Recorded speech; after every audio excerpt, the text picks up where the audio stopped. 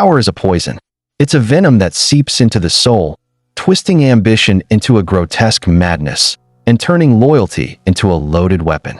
And in the blood-soaked pages of history, few places were as steeped in this poison as the Delhi Sultanate of the 14th century. This was an empire forged in the fires of conquest and ruled by the sharp edge of the sword. It was a world where a careless whisper could get you killed, and a single political misstep could erase your entire family from the book of the living. This was a world of unimaginable, staggering wealth and unspeakable, intimate cruelty. A world where kings were casually murdered by their own kin, and where thrones were quite literally built on mountains of skulls.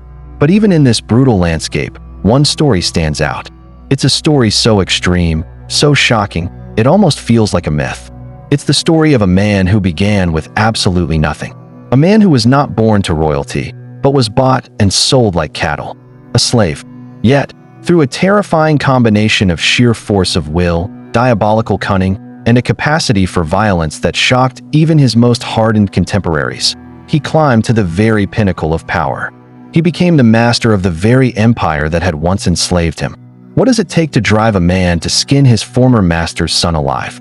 In the bloody, chaotic history of the Delhi Sultanate, one name echoes through the centuries, a name synonymous with sheer brutality: Malik Kafur.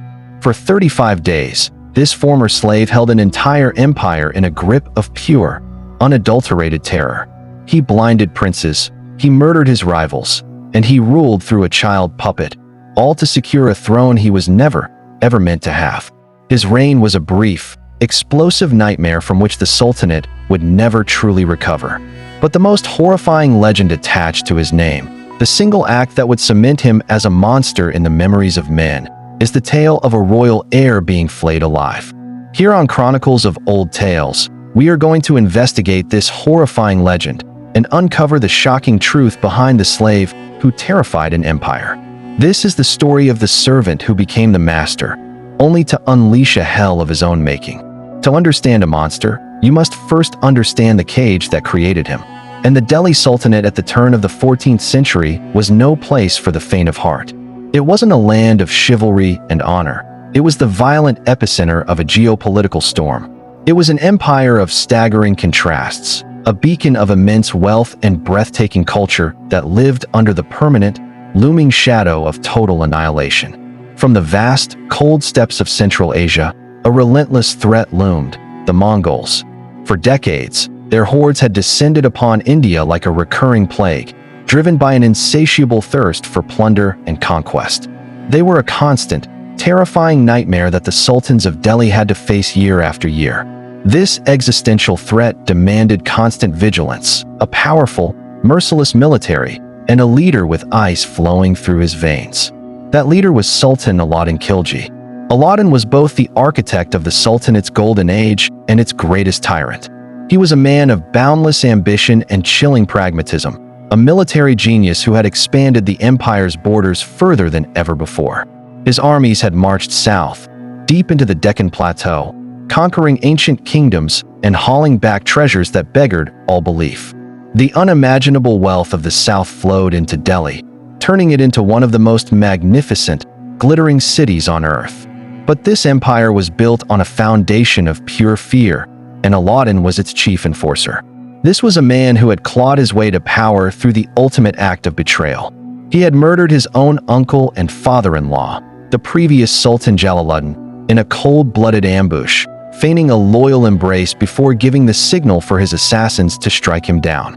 The old sultan's head was then paraded on a spear through the provinces, a gruesome announcement that a new, more ruthless master was now in charge. This single act defined Alauddin's entire reign. He trusted no one, because he knew exactly what ambition could drive a man to do. He had proven it himself. Under his rule, the Sultanate came to resemble a modern totalitarian state. He established a network of spies that permeated every corner of the empire, from the opulent houses of the nobles to the dirt-floored stalls of the public markets. Dissent was not tolerated. It was surgically and brutally excised. Nobles who grew too powerful were stripped of their wealth and lands overnight. Those who dared to rebel faced punishments meticulously designed to inspire primal terror. He controlled the markets. He set the prices of grain, and he completely reorganized the tax system to fund his massive army. An army needed to hold back the Mongol tide and to keep his own subjects trembling in line. Life at Aladdin's court was a gilded cage, a place of stunning opulence and constant, gnawing anxiety. The Sultan was known for his towering rages and his swift, merciless justice. No one was safe. Even his own brother and chief general wasn't immune. For merely suggesting a minor change in grain prices, he was sentenced to a brutal, public flogging. Power was concentrated in one man and one man alone, the Sultan. Everyone else, his sons, his wives, his generals, his governors, was a disposable tool, a means to an end. Loyalty was a currency, but its value was dangerously volatile, and betrayal was an ever-present, seductive temptation. This was the environment of the Delhi Sultanate, a glittering, paranoid, violent world, obsessed with power and terrified of losing it. It was a society where the lines between master and slave, between loyalty and treachery, were constantly, fatally blurred. It was a world that demanded utter ruthlessness for simple survival. And it was into this brutal crucible that a young boy from Gujarat was thrown, a boy who would learn its dark lessons all too well. He would not just survive in this world, he would master its dark arts, and in doing so, he would become its most perfect and terrifying product. His name was Malik Kafur, and his story begins not in a palace, but in chains. Every great and terrible story has a beginning. Malik Kafur's begins in the noise and chaos of conquest. In the year 1299, the armies of Aladdin Khilji descended upon the wealthy coastal province of Gujarat. The campaign was swift and brutal, a standard affair for the Sultanate's unstoppable war machine. Cities were sacked, ancient temples were looted, and thousands were taken as slaves. Among the human spoils of this war was a young Hindu boy, described in some chronicles by the name Malik. We know almost nothing of his life before this moment, only that he was captured in the port city of Kambat. His fate was sealed, he was now property. The boy was said to possess a striking, almost ethereal physical beauty, so much so that he caught the eye of a wealthy merchant who purchased him. Later, he was resold to Aladdin's top general, Nusrat Khan, for the staggering price of 1,000 dinars. This incredible price tag earned him a nickname that would follow him for the rest of his life. Hazar Dinari, the 1,000-dinar man. He was then presented as a spoil of war, a gift to the Sultan himself. And here, the historical record takes a darker, more tragic turn. The boy was castrated, a common and cruel practice for slaves destined for the inner sanctums of the royal court, and converted to Islam. He was given a new name, Malik Kafur. His old identity was erased. To be a slave in Aladdin Khilji's court was to be less than human. To be a eunuch slave was to be a creature of the palace, with no family, no lineage, and no future beyond servitude. But Aladdin, the great tyrant, saw something in the Hazar Dinari. Perhaps it was a searing intelligence in his eyes, or maybe a spark of the same ruthless ambition that burned within the Sultan himself. The court historian of the time, Ziauddin Bahrani, is shockingly blunt about their relationship. Bahrani claims that the Sultan had fallen deeply and madly in love with the Malik Naib, and that their relationship was intimate and homosexual. Was it genuine affection? A political calculation? Or was it the ultimate form of control? We can never know for sure. But this bond became the foundation of Kafur's astonishing rise. Aladdin trusted Kafur precisely because he had no other loyalties. Unlike the powerful Turkic nobles with their sprawling families and private armies, Kafur was entirely the Sultan's creation. His power, his position, his very life depended solely and completely on the Sultan's favor. And Kafur proved himself worthy of that favor, time and time again. He was not just a palace favorite. He was a man of extraordinary, multifaceted talent. He possessed a keen intellect and a remarkable aptitude for both governance and military strategy. Aladdin, a shrewd judge of talent, began to entrust him with more and more responsibility. In a stunningly short period, Kafur rose through the ranks, moving from a personal attendant to a commander in the Sultan's army. By 1306, the former slave was a general, given his first major command, to repel yet another Mongol invasion. Alongside another rising commander, the future Sultan Izz-ud-din Tughlaq, Kafur met the Mongol horde on the banks of the Ravi River. He didn't just repel them, he crushed them, securing a decisive, bloody victory, and proving his credentials on the battlefield beyond any doubt. This victory was just the beginning. Aladdin now saw Kafur as his most trusted and capable instrument of power. He dispatched him on the most ambitious military campaigns in the Sultanate's history, the conquest of the south. The Deccan Peninsula was a land of fabled wealth, home to powerful Hindu kingdoms that had remained beyond the reach of Delhi for centuries. In 1307, Kafur marched on the Yadava kingdom of Devagiri. He subjugated it with terrifying ease, forcing its king to become a vassal of Delhi and returning with a treasure that stunned the already fabulously wealthy court. 2 years later, in 1309, he was sent even further, to the Kakatiya kingdom of Warangal, a fortress city renowned for its immense wealth and impenetrable strength. After a grueling month-long siege, Kafur breached the walls. The Kakatiya king, Prataparudra, surrendered, agreeing to pay a massive annual tribute. The plunder from Warangal was the stuff of legend. Centuries later, stories would claim that this treasure included the fabled Kohinoor diamond, a stone that would become a symbol of power and conquest for generations, though its true path through history remains a fiercely debated mystery. But Kafur wasn't done. From Warangal, he marched to the furthest extremities of the Indian subcontinent. In 1311, he swept into the Hosla kingdom and then into the Pandya kingdom in modern-day Tamil Nadu, a land so far south that no Muslim army had ever reached it. He masterfully took advantage of a civil war between two Pandya brothers, raiding and plundering cities, including the famed temple city of Madurai. He returned to Delhi not just as a victorious general, but as a living legend.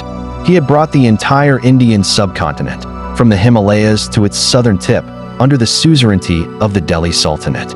The sheer scale of the treasure he brought back, gold, jewels, pearls, and thousands of elephants and horses, was simply unprecedented.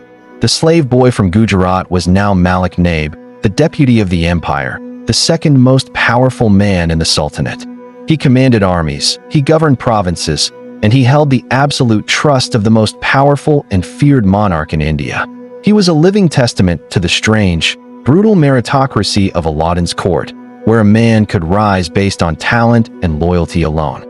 But the very system that had elevated him was about to be put to the ultimate test. The Sultan, the source of all his power, was growing old and sick. And in the treacherous, whispering corridors of the palace, the deadly game of succession was about to begin. Kafur had learned the rules of this game at the feet of the master. Now, he would use them to seize the ultimate prize for himself. As the years wore on, the iron will of Sultan Aladdin Khilji began to rust.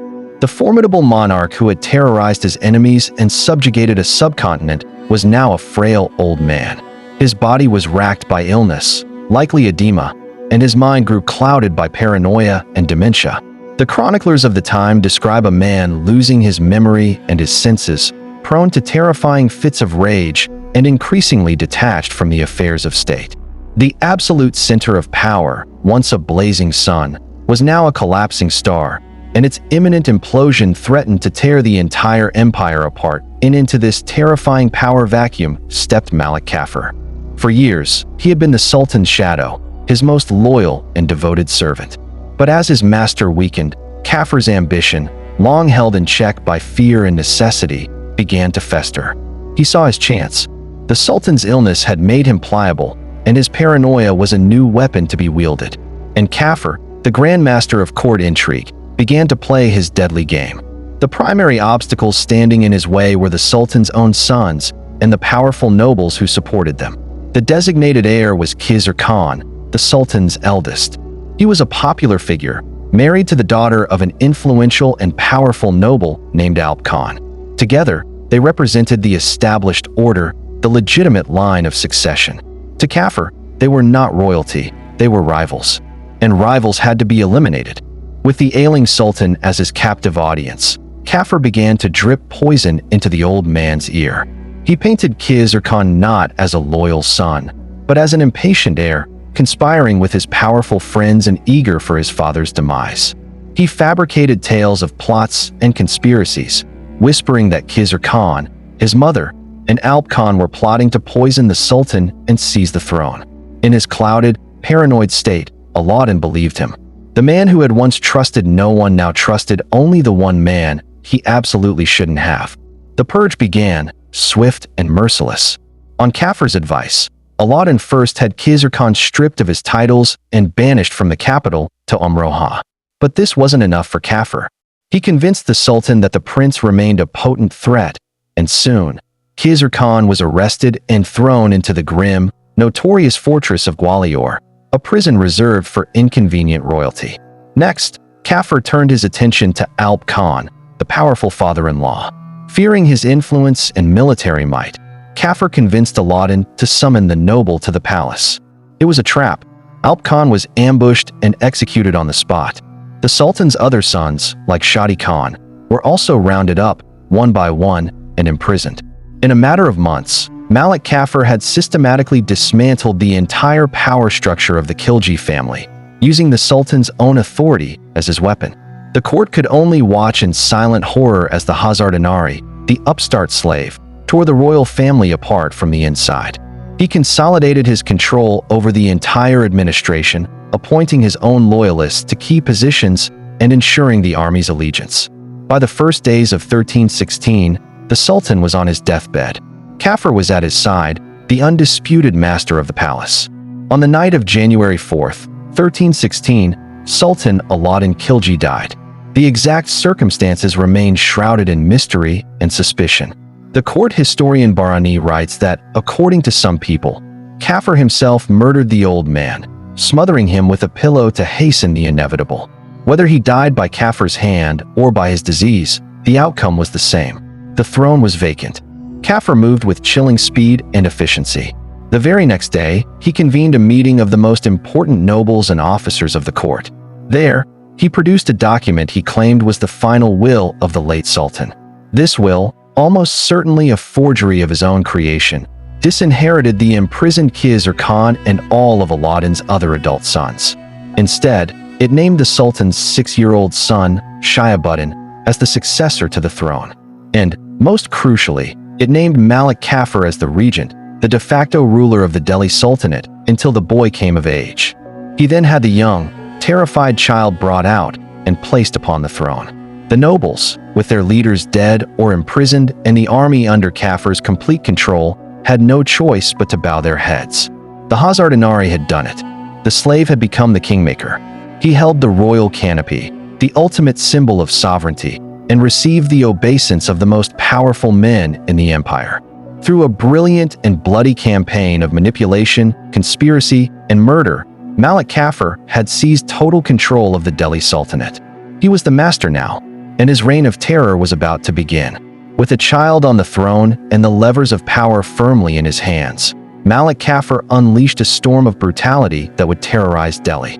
His brief reign was not one of governance, but of vengeance and extermination. He ruled from the shadows of the Hazar Sultan, the palace of 1,000 pillars, holding a sham court each morning where the boy sultan would sit for a few moments before being whisked back to his mother's chambers.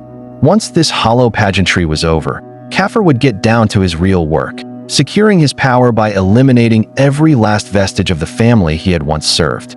His first and most important target was the imprisoned heir, Khizr Khan. A living, breathing adult son of Aladdin was a permanent threat, a potential rallying point for any disgruntled nobles. Kafur sent a team of his men to the Gwalior fortress with a monstrous order. They were to blind the prince. The chroniclers described the act with chilling, matter-of-fact detail, noting that Khizr Khan's eyes were sliced from their sockets like melons. His brother, Shadi Khan, who was imprisoned with him, suffered the exact same fate. This act of blinding was a calculated and deeply symbolic political move. In the world of the Sultanate, a blind man could never rule. It was a sentence of living death, designed to neutralize his claim to the throne forever. With the heirs blinded, Kafur turned his gaze to the wider court. He initiated a bloody purge of anyone he even suspected of being loyal to the old dynasty. Powerful nobles, veteran commanders, and loyal servants of Aladdin were arrested, stripped of their titles and wealth, and in many cases, simply executed. A climate of absolute fear descended upon the capital. No one was safe. Every whisper was a potential death sentence, every sideways glance a potential accusation. Kafur, The man who had perfected the spy network under Aladdin now turned that entire apparatus inward, hunting down his own enemies, real or imagined. This period of mayhem, which the historian Barani claims lasted for 35 days, was a brutal, systematic effort to erase the Khilji legacy and replace it with his own. And it is in the crucible of this terror that the most nightmarish legend associated with Malik Kafur was born. The title of our story, The Slave Who Skinned a Sultan Alive, refers to a tale that began to circulate in the aftermath of his bloody rule. The legend claims that Kafur was not content with merely blinding Khizr Khan, that he had the prince flayed alive. So let's be perfectly clear, did this actually happen? A careful review of the primary historical sources, like the detailed Chronicles of Barani or Amir Khusro, does not corroborate this specific event. It appears to be a legend, a ghastly embellishment born from the sheer horror that Kafur inspired in the people of Delhi. But the fact that people believed it, that this story was whispered in the bazaars and in the corridors of power, speaks volumes. Kafur's real, documented cruelty was so extreme, his ambition so naked and his methods so savage, that the most grotesque act imaginable seemed plausible to those who lived through his terror. The legend became a symbol of his tyranny, transforming him from a power-hungry usurper into a literal monster. And while the story of skinning Khizr Khan is likely apocryphal, the act itself was not unheard of in this brutal era. Decades later, a sultan of the succeeding Tughlaq dynasty, Muhammad bin Tughlaq, is documented to have had his own rebellious nephew caught and flayed alive. This tells us that such an execution was within the realm of possibility. It was a known punishment for traitors and rebels. The legend of Kafur, therefore, tapped into a very real and visceral fear. It was the perfect, horrifying symbol for what he had done to the empire. He had ripped it apart, piece by bloody piece. For 35 days, Malik Kafur was the undisputed master of a vast empire, his enemies dead, blinded, or cowering in fear. He had achieved the impossible. The boy who was bought for 1,000 dinars now commanded millions. He had climbed a mountain of corpses to reach the absolute pinnacle of power. He must have felt unstoppable. But a throne built on fear is the most fragile thing in the world, and the terror he had used to seize power was about to blow up in his face. Malik Kafur's reign of terror was as brief as it was savage. In his bloody quest to eliminate all rivals, he had made one fatal, arrogant miscalculation. He had overlooked one last son of Aladdin, a teenager named Mubarak Khan. Kafur had the boy placed under house arrest, and in what he planned as his final act of extermination, he gave the order for him to be blinded as well. He dispatched a group of his most trusted men to finish the job. These assassins were members of the elite palace guard, known as the Pakes. They were the personal bodyguards of the Sultan, men who had served Aladdin Khilji loyally and faithfully for years. They had watched in silent, growing horror as Kafur, the man their master had raised from the dust, systematically destroyed his family. They had seen him imprison the queen, blind the princes, and terrorize the court that Aladdin had built. For these soldiers, this was not just a power struggle, it was a profound, nauseating betrayal of their dead master.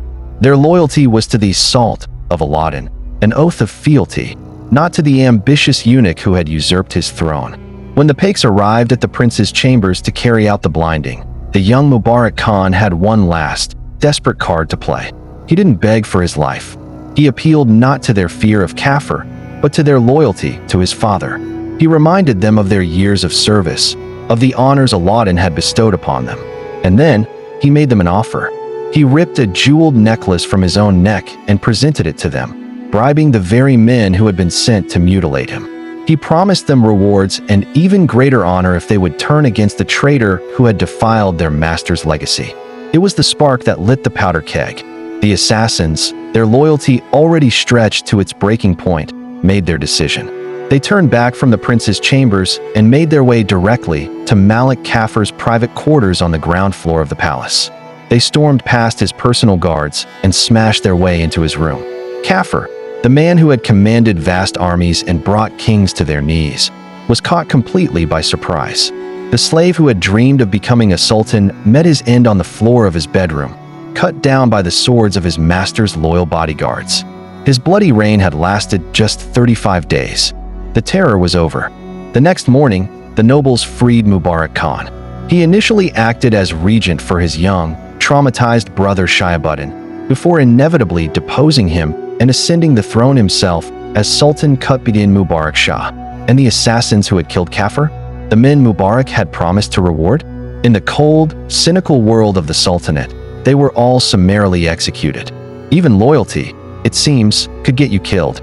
The story of Malik Kafur is one of the most shocking and brutal tales of ambition in all of history. It's a story that proves that truth is often far more terrifying than fiction. If you're fascinated by the dark and twisted true stories of power, betrayal, and the violent downfalls of empires, make sure to subscribe to our channel, Chronicles of Old Tales, and hit that like button. Let us know in the comments what other historical nightmares you want us to explore next.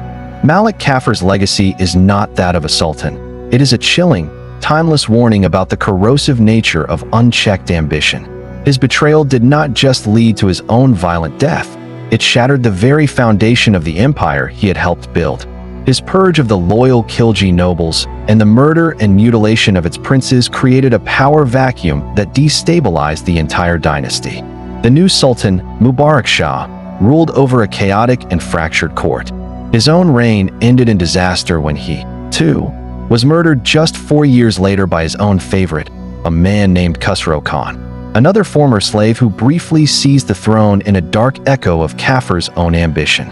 Soon after, the Khilji dynasty, once the most powerful force in India, collapsed, giving way to the new Tughlaq dynasty, which would rule the Delhi Sultanate for the next century.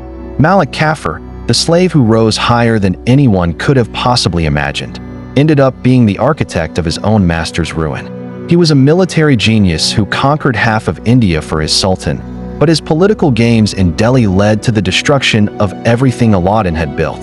The legend of the prince being skinned alive, though almost certainly untrue, persists for a reason.